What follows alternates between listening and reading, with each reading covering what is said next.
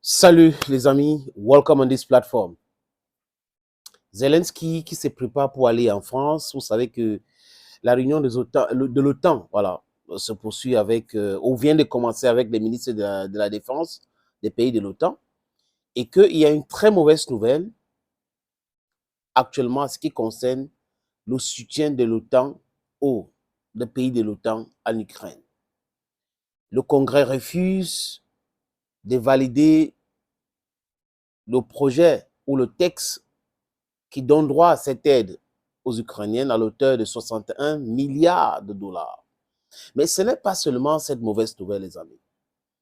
Depuis des mois, nous parlons d'Avdiivka et nous disons que des vrais experts américains de guerre ont conseillé aux Ukrainiens de quitter la ville d'Avdiivka, d'aller se concentrer ailleurs parce qu'Avdiivka devrait tomber, comme Bakhmut. Et Zelensky et ses amis n'ont pas compris, les amis. Ils se sont entêtés. Il y a eu même des renforts sur renforts. Et pendant qu'ils sont dans cette distraction, les Russes sont déterminés à libérer cette ville du Donbass, Avdiivka, qui était une forteresse de l'armée ukrainienne. C'est à partir de là, Bakhmut et Avdiivka, que l'armée ukrainienne bombardait Donetsk.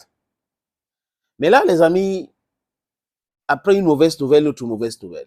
Zelensky n'a pas voulu écouter Valéry Zalochny, qui lui a conseillé, qui lui a dit des choses. Zalochny, dans les Economist, a dit clairement que si on continue comme ça, on ne pourra jamais inquiéter les Russes.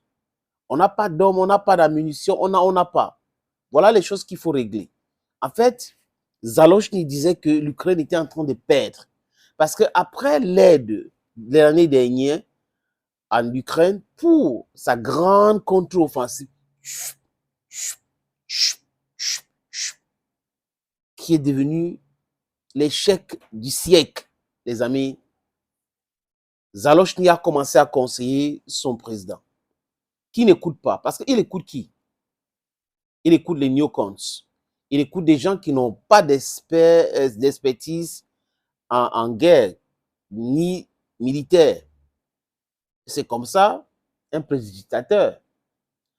Et ceux qui lui donnent les armes veulent qu'il continue à se battre pour pouvoir faire les affaires. Il parle de neocons aux États-Unis. Nous parlons d'Avdiivka aujourd'hui, Avdiivka demain. Et là, bam, depuis hier, Avdiivka est en situation difficile. Avdiivka a ceci. Oh, le renfort est en train d'arriver. Les routes sont coupées. Tous les routes de ravitaillement sont coupées. La ville d'Avdiivka est encerclée, les amis. Ce n'est pas moi qui le dis. Les Américains eux-mêmes confirment cette information parce qu'apparemment, ce que les Ukrainiens au Zelensky envoient à la presse est différent de ce qui est sur le terrain.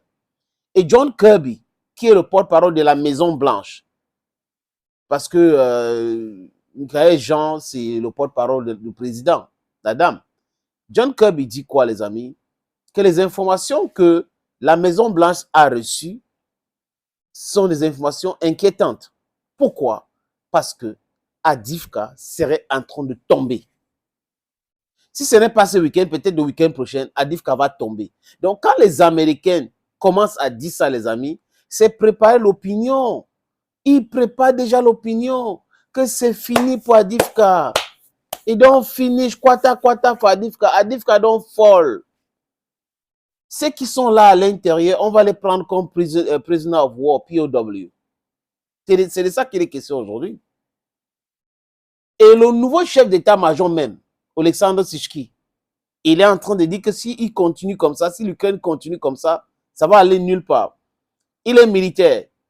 Et il voit donc la réalité en face. Parce que Zelensky, qui n'a pas voulu écouter Zalochny, a pensé que Alexandre Sishki va faire différemment et que c'est le miracle qui va se produire.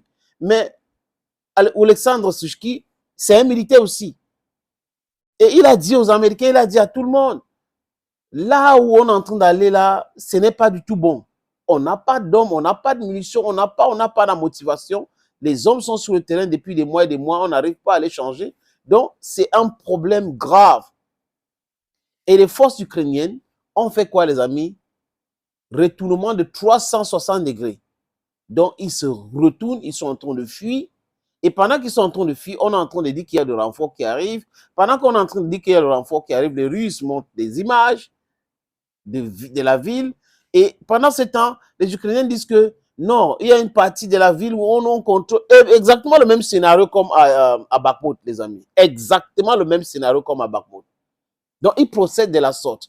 Et si vous regardez les chaînes de mensonges, les chaînes de propagande pro-ukrainienne, vous allez en rire, les amis. C'est-à-dire qu'ils sont dans les scénarios, c'est comme si on est dans un film. Pendant que la ville est en train de tomber, qu'est-ce qu'ils disent? 2000 Russes tombent tous les jours là-bas. 2000 chars russes ont été détruits. La Russie n'a pas de missiles. Bon, les missiles hypersoniques que la Russie a tirés, Zircon, ils n'ont pas beaucoup, hein. C'est peut-être que 200. Regardez les gens qui sont sur les plateaux, les plaisantins. Ils sont sur les plateaux de télévision. Ils sont en train de parler des stocks d'armement d'un pays comme la Russie. Ils ne citent pas une source russe. Non. Ils disent que, bon, vous voyez des généraux de pacotille, de carton, bon, environ 200, hein, parce que si ça coûte tel nombre d'argent, la Russie ne peut pas. Ils ont dit ça depuis la nuit des temps, depuis le début de cette crise. Ils ont dit ça. Vous voyez donc Elon Musk qui vient de les taper dessus. Elon Musk dit clairement que la Russie ne peut pas perdre. Vous savez qu'il a les satellites. Elon Musk voit des choses que beaucoup de personnes ne voient pas. Il dit que Poutine ne peut pas perdre la guerre en Ukraine. S'il essaye de se retirer, il sera assassiné. Et celui qui va venir là-bas, ça sera quelqu'un de hardcore. Voilà donc une mauvaise nouvelle que Zelensky vient de recevoir. Et quand les Américains commencent à vous préparer l'esprit, les amis, sachez que les dés sont pipés. Les carottes sont cuites. Il a voulu du feu. Il a eu du feu. Il a voulu ne pas négocier. Voilà. Petit à petit, il est en train de perdre les territoires, il perd les territoires, il perd les territoires. C'est-à-dire que de façon progressive, mais permanente. C'est de ça qu'il est question aujourd'hui, les amis. Thank you, friends, for watching. Thank you again and bye-bye.